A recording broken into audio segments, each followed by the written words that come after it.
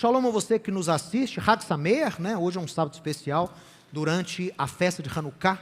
Então, feliz festa das luzes, festa de dedicação a você que nos assiste, a você que está aqui na Har Tzion. Se não é inscrito no nosso canal, inscreva-se. Toda semana tem vídeos aí para abençoar a sua vida, de estudos no contexto original das Escrituras, no contexto judaico.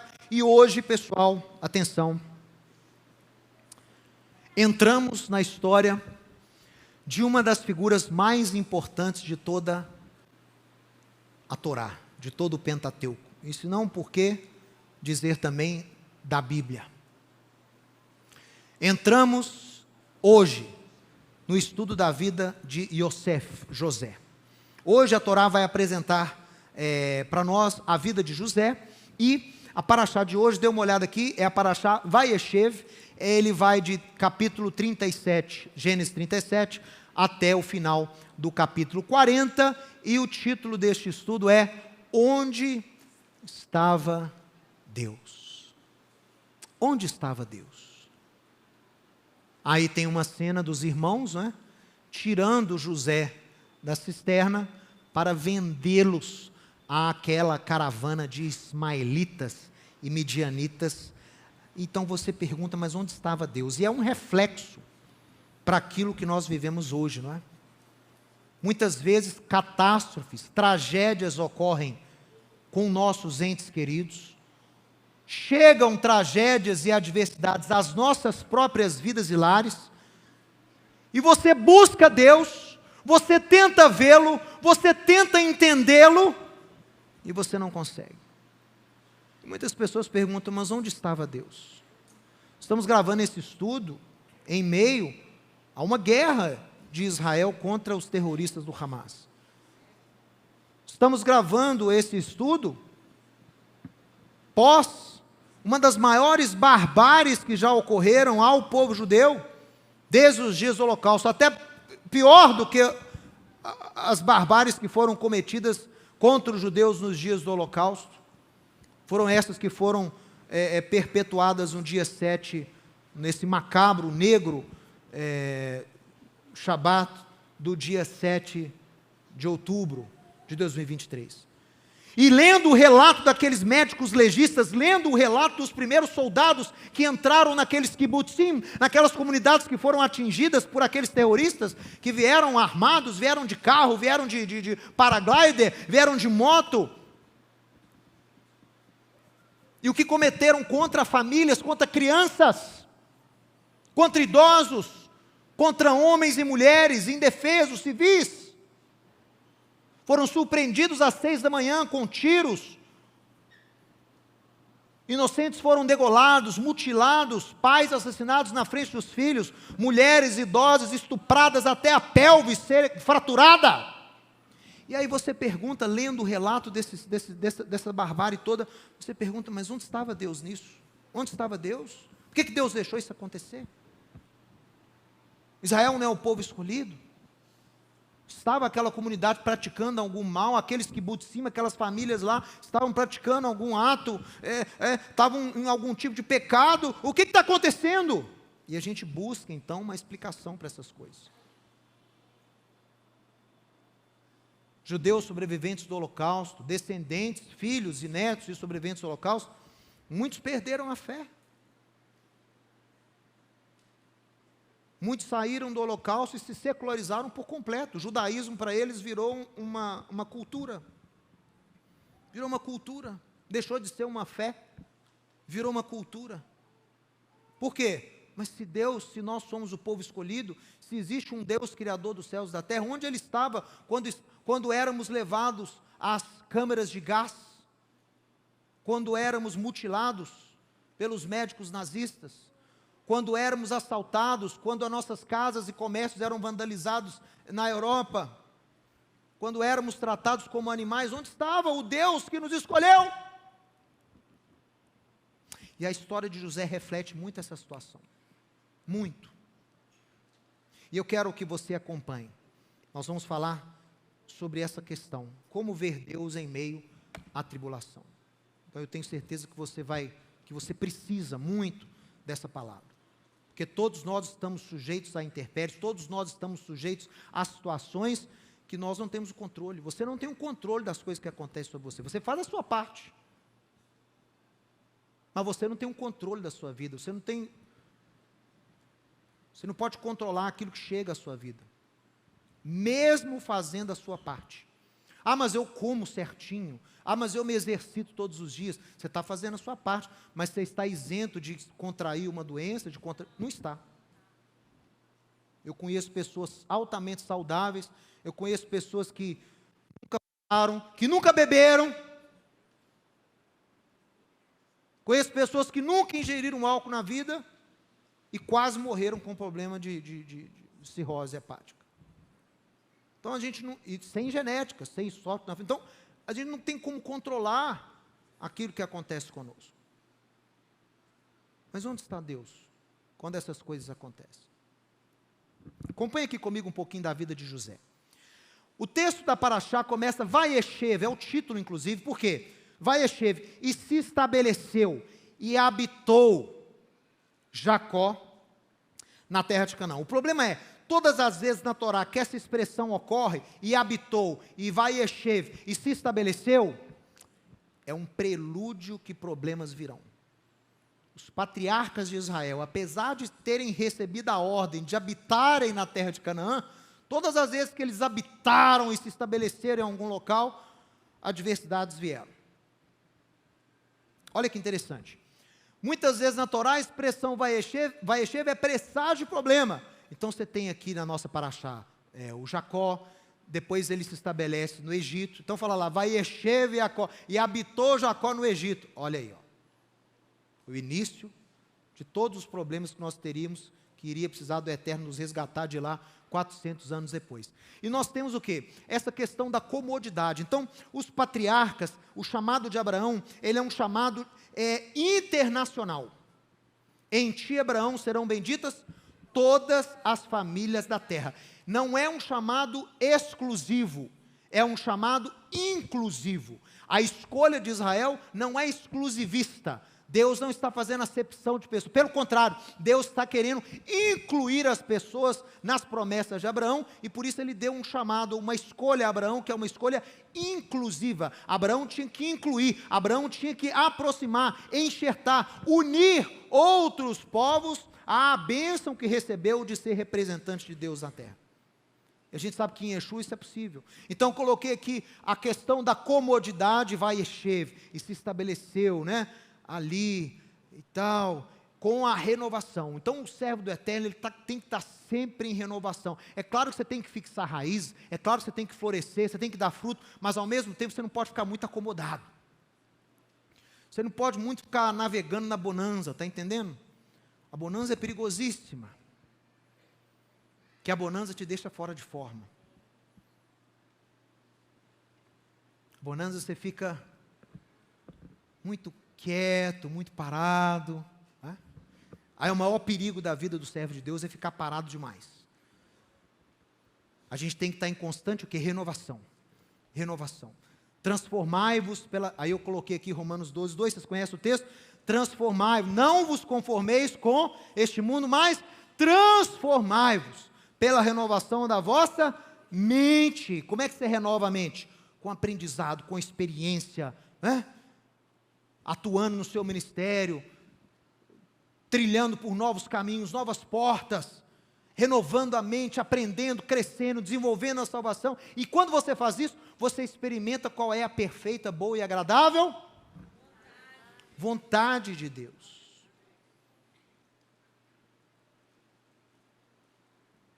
Você tem a vontade de Deus coletiva e você tem a vontade de Deus para cada um de nós. É o nosso propósito, a nossa missão. Que eu falei semana passada. Não fica com medo de cumprir sua missão, não. Você tem uma missão. Eu tenho uma missão, você tem uma missão. Ah, mas eu não sou rabino, eu não sou líder, eu não estou à frente de trabalho nenhum. Não interessa. Você tem uma missão. Você foi colocado nesse mundo com uma missão que só você pode cumprir. E Deus te deu esse propósito, Deus te deu essa missão. Isso não é clichê de autoajuda, não. Isso é Torá, isso é Bíblia, isso é propósito do ser humano. Porque você tem que experimentar a vontade de Deus para a sua vida, mas você só vai conseguir experimentá-la se você está sendo transformado através da renovação da sua mente, constantemente. Então ficar acomodado demais, assim como foi lá para os patriarcas, para nós hoje em dia, não é muito bom. Não é muito bom. Claro que você precisa de momentos de descanso, né? Ninguém é de ferro. Tem que ter um momento que os inimigos dão um sossegozinho, né? Aí o judeu lá em Purim, aí tiveram sossego dos inimigos, celebraram, comeram, mandaram comida para os outros, ótimo. Mas esse não é um momento que dura muito, não. Geralmente não dura muito, tá? E é bom não durar muito, que a vida não é só mar de rosa, né? Tequila na praia, isso aí não é, ninguém, né? A vida agora, né? As pessoas às vezes falam, meu sonho é aposentar, comprar uma casa na praia e viver só lá, contemplando o pôr do sol, vendo o mar. Mas se você quiser me matar, você faz uma coisa dessa comigo. Eu completo 60 anos, você me tira daqui, me isola de tudo, de todos, qualquer tipo de trabalho, me joga numa casa de campo lá na praia, eu morro com 2, 3 semanas, eu morro. Né? Parou de ter novidade, parou de ter experiência, parou de produzir, parou de... Que isso? Né? Sempre tem algo que a gente pode fazer. Claro que as áreas mudam, né? Com 60 eu não vou conseguir fazer aquilo que eu vou fazer com 20, com 30. A mente muda, o corpo muda, mas sempre tem algo que você pode fazer. Sempre tem algo que você pode contribuir. Tá? Então, servo de Deus não aposenta. Ministro de Deus não aposenta, não sabia disso? O pastor aposentou. Mentira, nenhum pastor que é pastor de chamada aposenta. Não aposenta. Não tem como. Ele pode diminuir um pouco as tarefas, mas aposentar não tem como. Tá? Então, olha só, vamos lá. E o José, pessoal, tem uma característica dele triste. Ele trazia, leia aqui comigo, ó, Divatamra. Divá quer dizer, divá é fofoca. Não é que era mentira, não é maledicência. É verdade, mas a intenção do comunicado é malicioso. A intenção de trazer a notícia é malicioso. Ele tem um objetivo em estar trazendo aquela notícia. Não é que ele falava mentira, ele falava a verdade.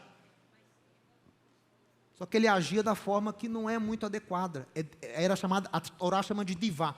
Divá é fofoca, difamação, informação com a intenção de gerar intriga. E já José tinha essa característica no início da sua vida. Olha o que a Torá diz. Números 14, 36. Os espias, quando voltaram lá dos 40 dias em Canaã, o que eles fizeram com o restante do povo de Israel? Infamaram a terra com divatamra, com notícias más. Mas não foi só um relato. Foi divá, foi malicioso. Foi malicioso. Ele trouxe más notícias da terra de Canaã, da terra prometida, infamou o povo, inflamou. E o que é infamar? É você conturbar, você acender o desespero do povo. É a mesma palavra em hebraico, e por causa disso eles ficaram 40 anos no deserto. Um trajeto que dá para fazer em 2 semanas, fizeram em 40 anos, por causa desse dia aí, ó. Desse relato catastrófico que ocorreu no dia 9 de Ave. Salomão descreve, Provérbios 10, 18, o que esconde o ódio tem lábios mentirosos, olha aí, ó. Ele te odeia e quer o seu mal, mas ele não te fala isso, ele não demonstra isso, por quê? Ele esconde o ódio. Quando ele chega para você, é só elogio, só lisonja, só papo furado. Porque dentro dele tem malícia. O que esconde o ódio tem lábios mentirosos. E o que proclama más notícias, o que anuncia más notícias dos outros, é tolo.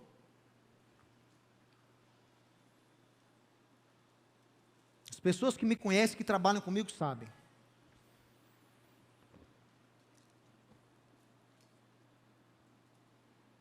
O negócio de ficar só trazendo má notícia é horrível.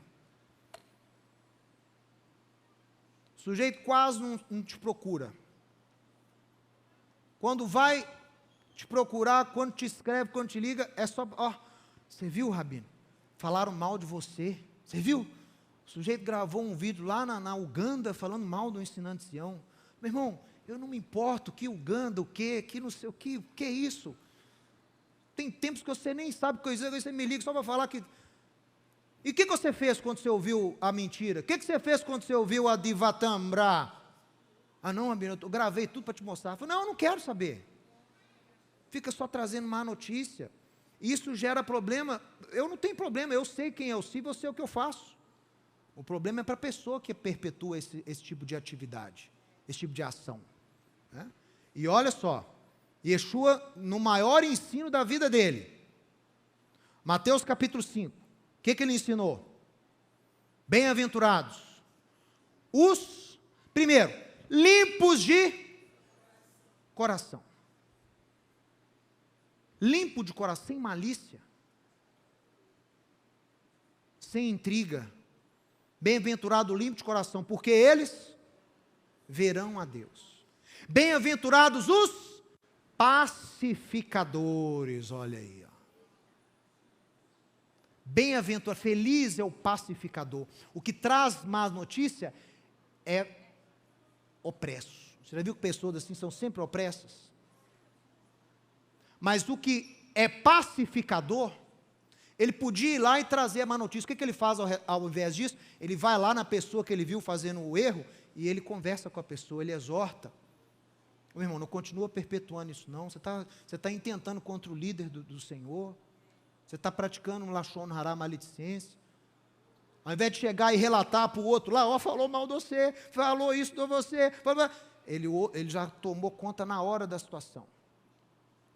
Bem-aventurados os pacificadores, porque eles serão chamados filhos de Deus.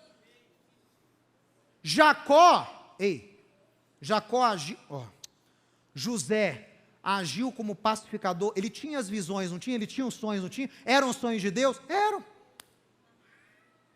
Mas a forma como ele agia com esses sonhos, ele já trazia notícia mal lá dos filhos de Bila e Zilpa. O Dan, Naftali, aquela turma lá.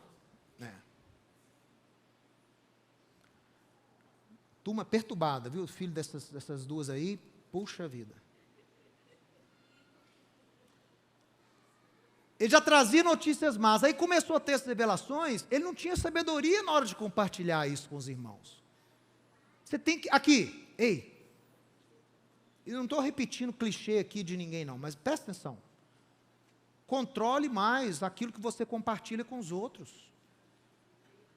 Não sai contando assim, plano, projeto, visão, para qualquer pessoa não. Não é todo mundo que quer seu bem não, meu irmão. Eu descobri isso muito novo na vida.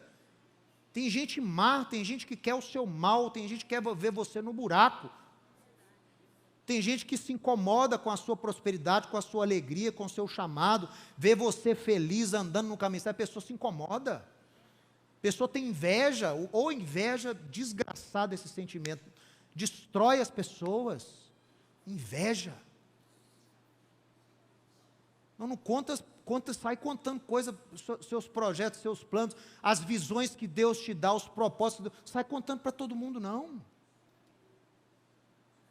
Compartilhe com pessoas que você sabe que estão com você, que são uma com você, que se alegram em ver você cumprindo o propósito de Deus.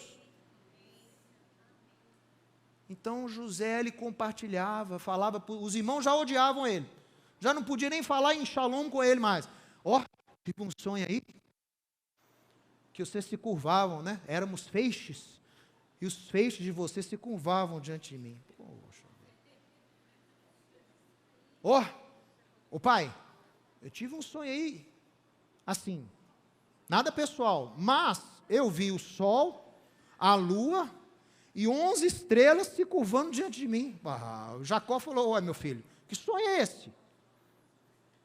Mas a Torá diz o quê? O final da primeira liá que o Fábio leu. Consentia o pai e esperava para ver o que ia dar. O pai não repreendeu dizendo assim, esse sonho não é de Deus, essa visão não vai acontecer, não. O pai o quê? Repreendeu por causa da atitude, mas consentiu e esperou para ver no que ia dar. Muito importante isso.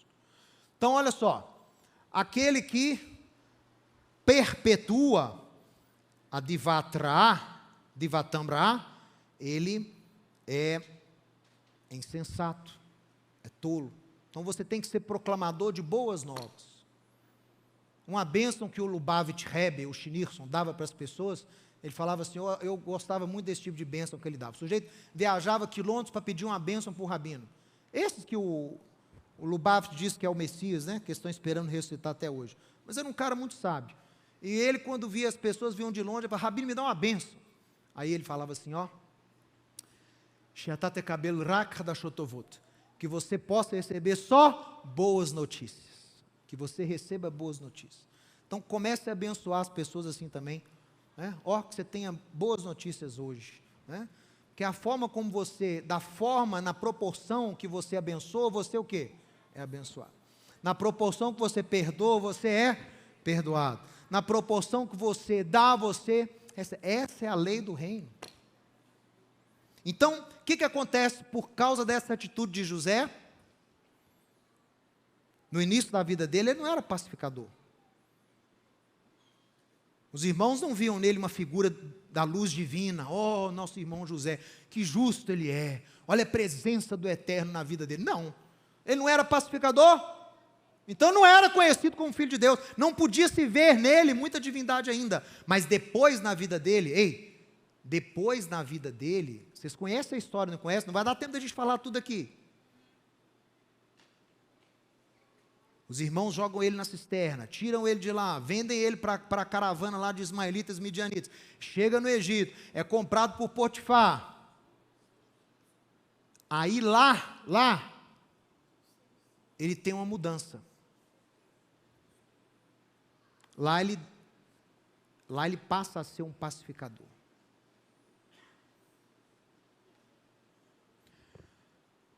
Acusado falsamente pela mulher de Potifar, esse comandante da guarda. Até o nome Potifar, capitão da guarda, esse nome em hebraico ele é meio dúbio, você sabia? A gente não sabe se é eunuco ou se é capitão, é a mesma palavra. Quando eu estava pesquisando em hebraico, eu falei, gente, que interessante. Mas peraí, mas ele não tinha mulher? Mas talvez por isso que a mulher ficou doida com José lá, casou com o eunuco, imagina só. Né? Às vezes era um casamento simbólico, né? Porque ele era também sacerdote. Tem pessoas que dizem que ele era sacerdote, então ele não sei. Eu sei que arrumou uma mulher perturbada lá, esse tal de Potifar, e a mulher bateu o olho no José, bom porte, né? A Torá fala que ele tinha bom porte, né? E boa aparência, né? Bom porte e boa aparência. Então devia ser um sujeito atlético, né? Sujeito vistoso assim. A mulher casada com o eunuco, imagina se foi a situação. A mulher ficou desesperada. E ele falou para ela, olha, o meu senhor, seu marido, me deu senhorio, me pôs de posse de tudo que tem aqui. Ele não sabe de mais nada, a não ser a comida que ele come. E a única coisa que eu não posso tocar é você. Que eu não tenho autoridade aqui das coisas dele, é você. Pecaria eu dessa forma contra Deus? Olha, ele nem fala contra Potifar. Pecaria eu contra Deus? Tendo alguma coisa com a senhora? De jeito algum. Né? E ele então é injustiçado, a mulher acusa ele falsamente, ele é preso, e você não vê ele lutando pela justiça, você lê? Você vê ele lutando? Ele apelou para o Potifar, ele foi lá, mas implorou José com o Potifar, meu senhor, né? Não fiz isso. Não tem nada disso, ele consente. A atitude dele é o quê? Reconhecer a soberania de Deus. Depois ele está lá no cárcere, aí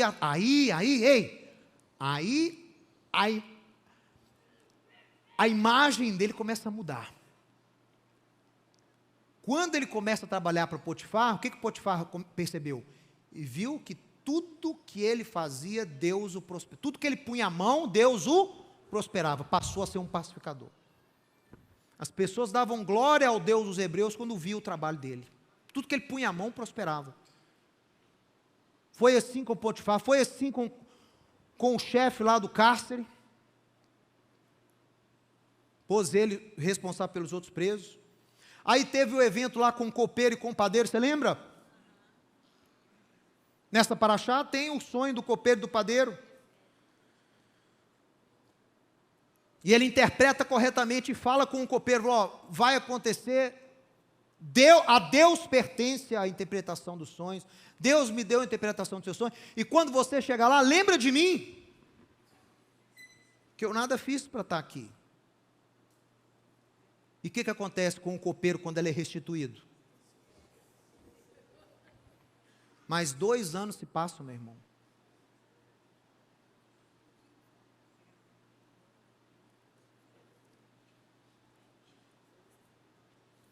Então, ele muda o seu caráter.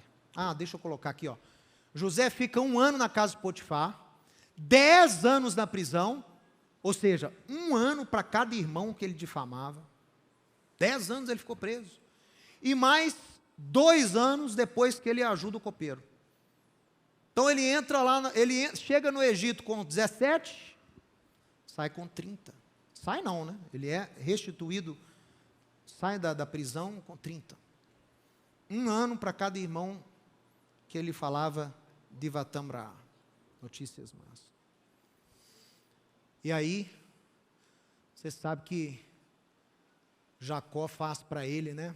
Jacó também, não sei se, já sabia que o menino tinha, né? No início da vida dele ali, ele tinha uma autoestima muito grande. Tinha esses sonhos. Aí o pai ainda vai dar um talite, filma esse meu talite aqui, que esse é um talite de José. Esse é um talite que eu peguei emprestado do Daniel. É um talite que essa palavra em hebraico, ketonet passim, esse passim a gente não sabe se é talar, que é dividido, né, tala, ou se é colorido. Então, por isso que eles representam como se fosse uma túnica colorida. Eu acho que devia ser mesmo, porque a túnica talar, essa túnica colorida era uma túnica real. Quem usava essa túnica era a corte. Às vezes não era o rei, mas era o assessor do rei, era o príncipe, era a rainha. E aí o Jacó faz uma túnica real para o menino. Então, quer dizer, você vê que a coisa, mas fez a túnica, olha aí. E viram seus irmãos que o pai o amava mais. Fez para ele uma túnica ketonet passim em hebraico. Você vê um exemplo disso lá em 2 Samuel 13, né? Mesma coisa acontece lá com os filhos de Davi, né? Uma das filhas de Davi tinha uma ketonet passim, túnica real, da realeza. Além disso, Israel amava mais a José do que os outros filhos, e Deus permitiu que isso acontecesse para preparar José para um grande desafio, enfrentar a rejeição dos irmãos, para prepará-los para o que estava para ocorrer no Egito, para salvar a descendência de Jacó. Então tudo isso estava sendo orquestrado pelo Eterno desde o início. Mas tem um detalhe que é o tema da pregação dessa semana, já caminhando já para a nossa conclusão. Deus falava, aparecia para Abraão, o que você acha? Lembra aí das histórias de Gênesis. Deus apareceu alguma vez para Abraão? Falou com ele diretamente? Você lembra? O que você acha? Deus falou alguma vez para Abraão? Claro que falou, muitas vezes apareceu para ele em visão, o anjo, lembra os 3 anjos, Gênesis 18, apareceu um lá para ele, anunciou que ele, várias vezes Deus apareceu para Abraão. Deus apareceu alguma vez para Isaac? Sim, muitas vezes Deus falou com Isaac, diretamente Deus falava com Isaac, volta para cá, vai para lá. Deus falou com Jacó? Jacó teve alguma visão celeste, ouviu alguma voz do céu, sim ou não? Sim, muitas vezes. E José? Quantas vezes José viu a Deus ou ouviu a voz de Deus? A Deus, estou falando sonho. Quantas vezes José viu a Deus? Quantas vezes a Torá relata que José ouviu a voz de José, é meu servo? Eis que não sei o que. Alguma vez teve isso? A partir de José muda o modus operandi de Deus. Há um silêncio. Deus não fala com José, como falou com Jacó, como falou com Isaac, como falava com Abraão. Mudou. A vida de José é como se Deus ficasse em silêncio. Você não vê o Eterno diretamente. Com a história de José, o Eterno muda a forma de se relacionar com os patriarcas. Pela primeira vez na história, desde Gênesis, Deus permanece em silêncio. É o silêncio que eu falei aqui quando eu abri essa ministração. Mas ele foi traído pelos irmãos, os irmãos bateram, jogaram ele na cisterna, foi vendido, foi traído lá, foi falsamente acusado, foi preso injustamente. Onde estava Deus?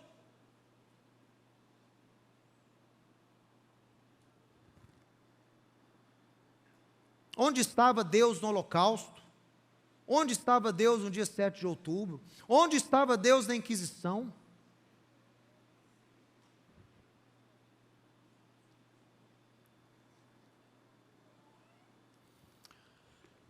Onde estava Deus quando os irmãos jogaram José na cisterna? Ou quando ele foi tentado e acusado pela mulher de Potifar? Quando foi jogado injustamente na masmorra? Deus não diz a ele o que falar, Deus não aparece para ele nem em sonho, Deus não aparece para ele nem em visão, Deus não se comunica diretamente a ele mais.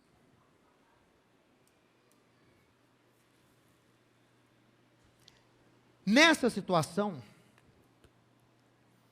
a tendência natural é a pessoa se voltar contra Deus.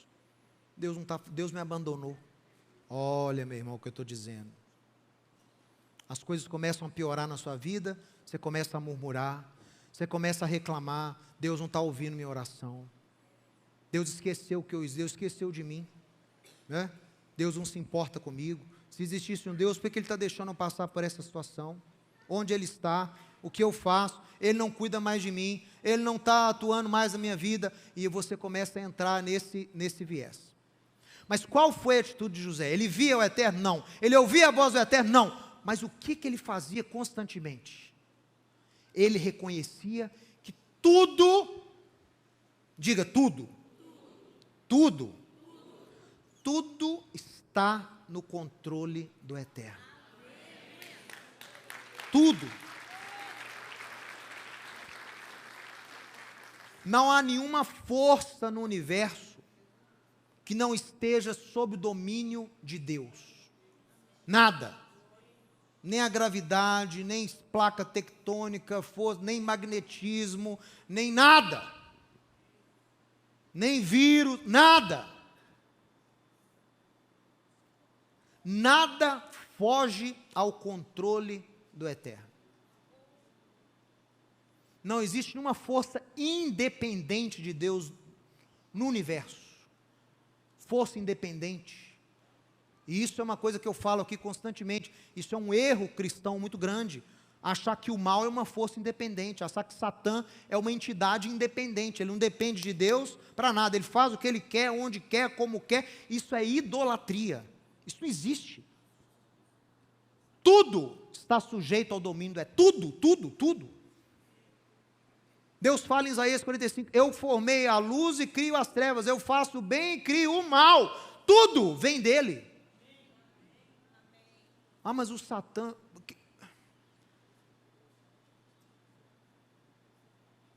o nome dele é adversário, não é porque ele é adversário de Deus, ele é seu adversário, por isso que o nome dele é Satã, ele é seu adversário, ele tem uma missão, quem deu a missão para ele? Deus.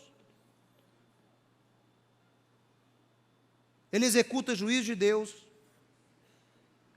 Ele é enviado para poder aplicar punições, juízos, para te aprimorar, para representar as consequências das suas escolhas, dos seus pecados.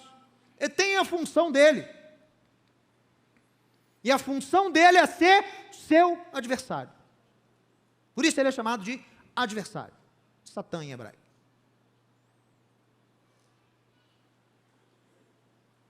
Ele faz o que ele quer? Não. Se ele não tem autorização de Deus, ele não pode conduzir nada. Satã está sujeito a Deus, assim como tudo no mundo, no universo, está sujeito a Deus. Tem só uma coisa que não está sujeita ao controle de Deus.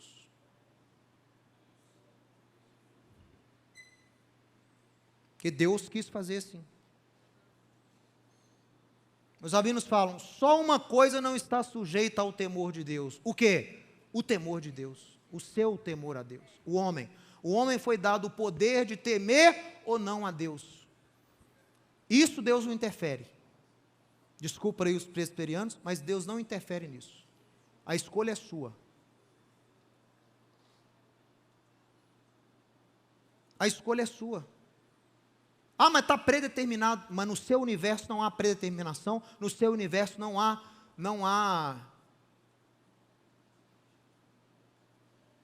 livre-arbítrio, 100%. Ah, não existe livre-arbítrio ilimitado. Existe, no seu universo existe. Para você, o seu livre-arbítrio é ilimitado. Você escolhe servir a Deus ou não, porque Deus te deu essa escolha.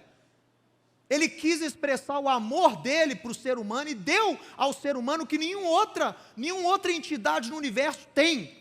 Nem Satã, nem anjo, nem Miguel, nem Rafael, nem ninguém. Nem Uriel. Ninguém tem isso que você recebeu como ser humano. O poder de desobedecer a Deus. Você recebeu esse poder.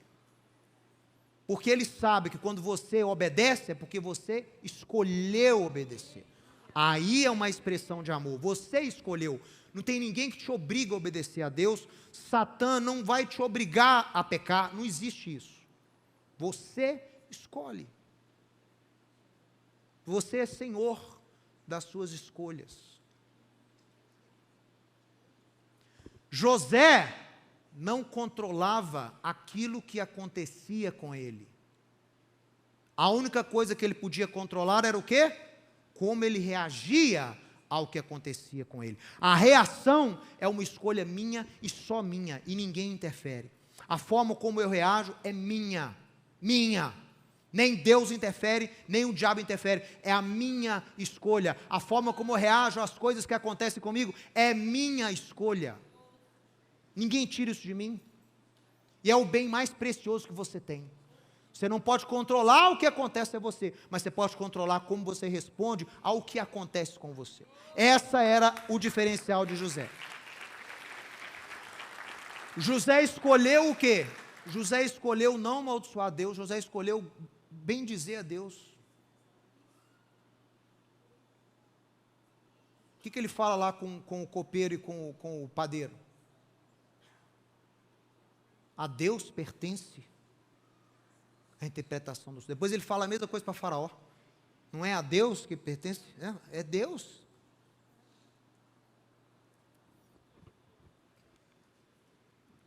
A resposta de José frente ao aparente silêncio foi sempre a mesma.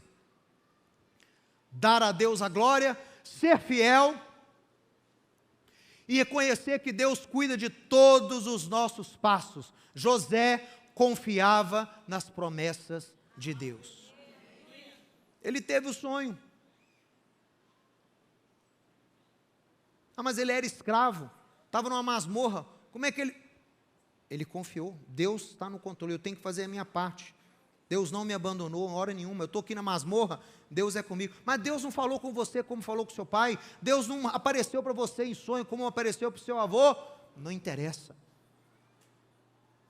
Deus não esqueceu de mim. Deus sabe o que eu estou passando. Deus ouve as minhas orações. Você tem que aprender a ouvir Deus no silêncio. Ouça Deus no silêncio. Veja Deus no silêncio.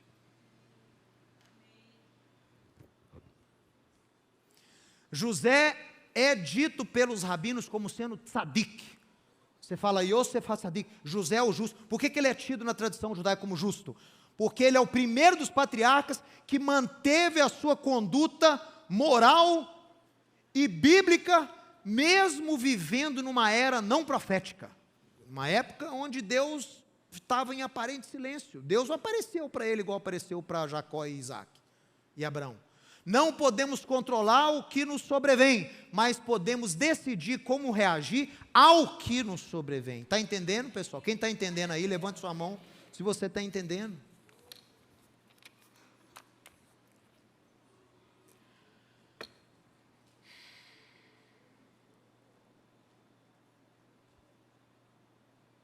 Você tem que aprender a ver a mão de Deus, mesmo quando aparentemente Ele está em silêncio.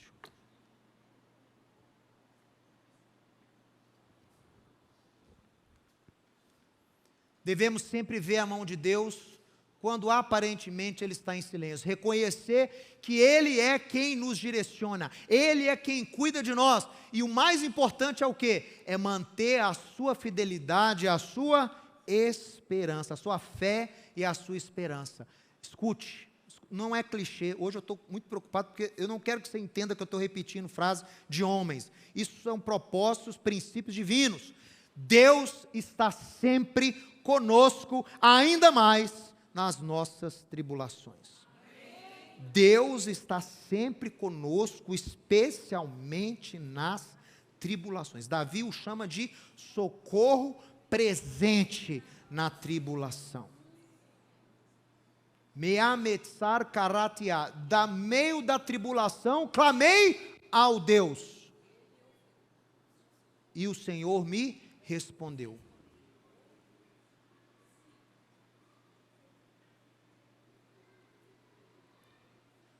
Vocês já ouviram falar num artista, já falecido, judeu, chamado Marc Chagall? Quem já ouviu falar do Marc Chagall? Já teve exposição da obra dele aqui em Belo Horizonte. Marc Chagall foi um pintor, nasceu na Bielorrússia, hoje Bielorrússia, né? Antigamente era o Império Russo. E o Chagall nasceu no século retrasado, né? E o Chagall, de uma família judaica, racídica,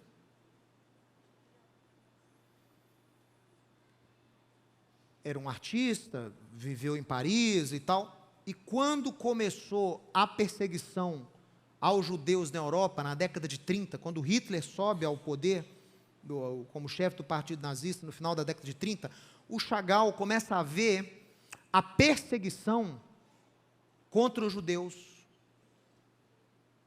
o racismo contra os judeus, a discriminação na Europa, nas cidades, né, de vanguarda, como a Alemanha, Berlim. Quando ele começou a ver judeus sendo perseguidos, o que ele começou a fazer? Ele era judeu, ele não era muito praticante. Ele começou a retratar Jesus nas suas pinturas, mas não o Jesus do ícone cristão, o típico Jesus do meio cristão. Ele começou a retratar o Jesus judeu nas pinturas que ele pintava.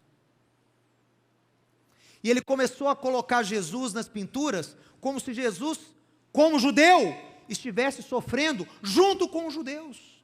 Todas as pinturas deles, a partir de 38, retratam Jesus sofrendo junto com os judeus. E aí as pessoas falam, mas o Chagall fez isso porque ele queria conscientizar a comunidade cristã que quando você persegue um judeu, você está perseguindo o próprio Jesus. Jesus é judeu. Quando você discrimina um judeu, você está discriminando Jesus. É isso que ele quis. As pessoas dizem que ele quis retratar, então foi um artifício meio político, mas eu acho que não. Chagall era filho de rabino. Chagall estudava as escrituras, pelo menos na infância. E há um texto, que é um texto que você tem que pôr, que você tem que emoldurar. É uma palavra de Deus ao profeta Isaías. E essa palavra diz sobre um anjo, chamado Malach Panav, o anjo da face de Deus. O mesmo que lutou com Jacó. Está lembrado dele? Que vi Deus face a face e minha alma foi exposta, né, salva. É esse aí. É o anjo da face, que não é um anjo, na verdade não é anjo. O anjo da face de Deus é um representante pleno de Deus para os homens. Ele representa Deus para os homens 100%. Quando ele está representando Deus, não tem diferença entre ele e Deus. Ele é tratado como Deus porque ele representa Deus 100%. Por isso que ele é chamado de anjo da face. Porque quem o vê, vê Deus, entendeu? Esse é Quem é esse anjo? Quem é chamado o anjo da face de Deus? O Messias. Yeshua é o representante de Deus. Yeshua. E olha o que. Olha esse texto. Eu vou mostrar para você aqui o texto e a primeira pintura do Chagall que representa Jesus judeu. Presta atenção. Olha só. Você vê que essa pintura chama Crucificação Branca, tá? De 38. Foi a primeira que ele pintou que tem Jesus judeu. Olha que é um Jesus que não é um Jesus romano. Está vendo que ele tem um talite? Ele tem um talite cobrindo ali a sua cintura, olha. Ali em cima da espécie de um madeiro, ó. Tem os patriarcas, está vendo? 3 patriarcas ali e uma matriarca em cima da cruz. Ao lado direito, você tem uma sinagoga sendo incendiada. Chagall estava vendo isso já na Europa. Aí embaixo, do lado direito, o judeu fugindo. Olha aí a Torá. Está vendo a Torá emanando ainda a sua presença? É como se a Torá estivesse pegando fogo, olha ali.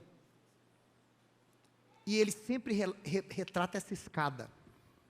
Como se Yeshua estivesse pronto para descer e ajudar o seu próprio povo. Então ele representa Yeshua, o Yeshua judeu, sofrendo junto com os judeus. Do lado esquerdo você tem o exército vermelho, né, o exército russo, os pogromos, pessoal. Os pogromos eram terríveis na Rússia antiga, na Ucrânia, olha lá, incendiando as casas dos judeus, os judeus fugindo de navio, de barco, um judeu fugindo, carregando a Torá, olhando para trás, está vendo? Mas embaixo o quê? A luz de Deus, iluminando, está vendo que tem um feixe de luz ali atrás da cruz? É como se a luz do Eterno estivesse resplandecendo, para que as pessoas pudessem ver Yeshua, porque Yeshua está presente no meio do sofrimento do seu povo. E olha o que diz Isaías 63, 9. Olha aqui. Em toda a angústia deles, está falando sobre Israel, foi ele angustiado. Opa! Em toda a angústia dos judeus, ele também sofreu. E o anjo da sua presença, Malarpanav, é esse anjo, que na minha opinião é o próprio Yeshua, o salvou, e pelo seu amor, e pela sua compaixão, os remiu, os tomou e os conduziu todos os dias da antiguidade. Onde estava Deus? Deus estava na câmara de gás com os judeus. Deus estava nas fogueiras da Inquisição com o seu povo. Deus estava naquelas casas que foram invadidas no dia 7 de outubro. Deus estava nos túneis onde estão até hoje reféns. Em toda a angústia deles, ele também está sendo angustiado. Yeshua sofre com o seu povo. Yeshua, através do seu amor e da sua compaixão, oferece salvação para o seu próprio povo. Deus nunca abandonou o seu povo. Deus nunca abandona aquele a quem o teme. Deus não abandona o justo. Deus não deixa o justo lá à mercê dos inimigos. Deus é um Deus que está sempre presente. E o anjo da sua presença, Yeshua, sofre conosco. Esse anjo da presença, ele sofre. Ele é angustiado. E ele tem poder de remir. Com o seu amor e a sua compaixão, ele consegue remir. É um representante do Eterno.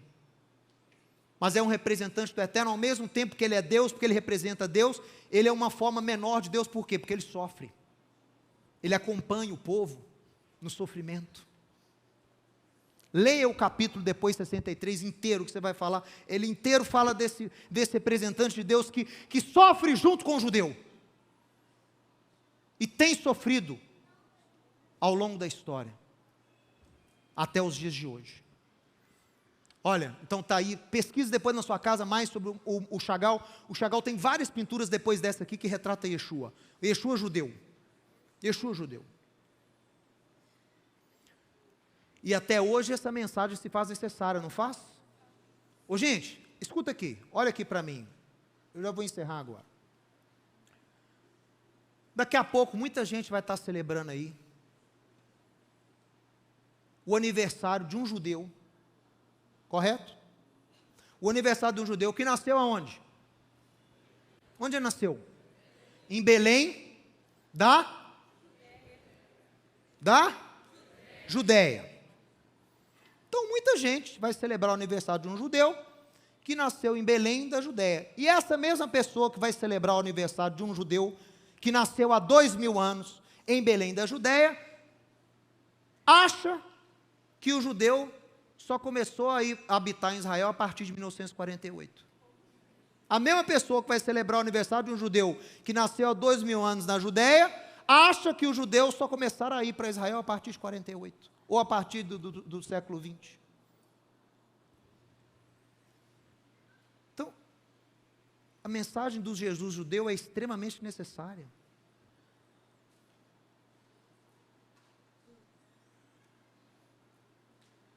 Você não pode crer em Jesus e apoiar os inimigos do povo de Jesus, porque Jesus é um com o seu povo.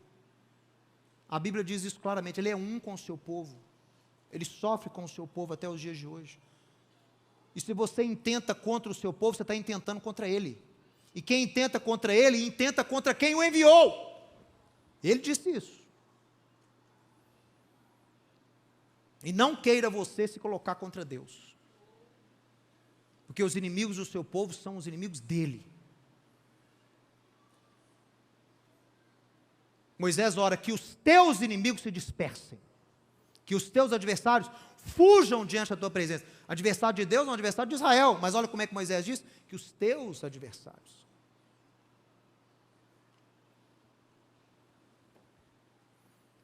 Então, como que pode pessoas que se dizem discípulos de Yeshua apoiar inimigos de Israel? Apoiar inimigos dos judeus? Impossível isso.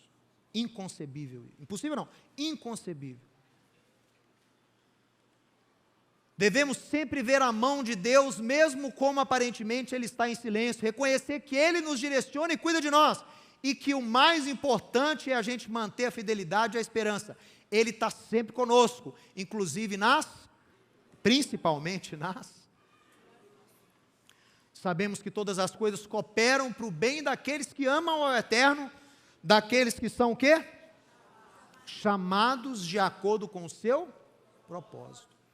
Em tudo, diga em tudo, somos atribulados, porém não angustiados, perplexos, mas não desanimados, perseguidos, porém não desamparados, jamais abandonados, pessoal, abatidos, porém não destruídos, levando sempre no corpo a morte de Yeshua, para que também a sua vida se manifeste em nosso corpo. Anteontem os soldados celebraram lá na praça da cidade de Gaza o Hanukkah. Acenderam a menorá gigante lá de 3 metros de altura, na mesma praça que eles comemoravam quando o judeu morria, quando lançava míssil lá da face de Gaza, matando judeu inocente, civil lá em Israel. Ele saiu na rua, dava bala para a criança, comemorava na mesma praça onde bateram, espancaram e mataram os reféns que eles levaram lá do dia 7, na mesma praça. Anteontem acenderam a luz de Deus e declararam: ouve Israel, o Senhor nosso Deus é o único Senhor. E declararam quando acendiam a Hanukkah: bendito sejas tu, Senhor nosso Deus, Rei do Universo, que fizeste milagres aos nossos antepassados, naqueles dias, na nossa época. E estava lá a luz de Deus resplandecendo novamente em meio às trevas. Quando confrontado com as trevas, quando em trevas, você tem duas opções: ou você amaldiçoa a treva, ou você acende a luz. Ou você se volta contra as trevas, ou você acende a luz. E a nossa missão é o quê? Acender a luz, resplandecer a luz, brilhar a luz do Eterno,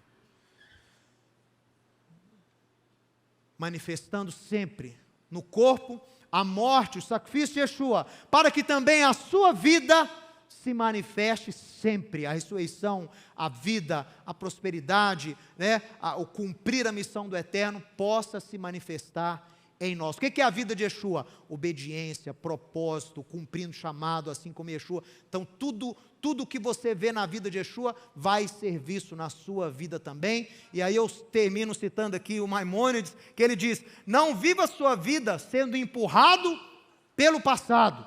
O passado teve tribulação? Teve tempo difícil? Teve angústia? Teve, mas viva não sendo empurrado pelo passado, mas puxado para o futuro, restauração já, em nome de Yeshua, amém. Se você gostou e foi abençoado com esse estudo, inscreva-se em nosso canal do YouTube. Considere também ser um mantenedor do trabalho do Ensinando de Sião no Brasil, Israel e no mundo. Doações e contribuições podem ser feitas através do link na descrição desse vídeo. Um grande abraço e Shalom, Shalom.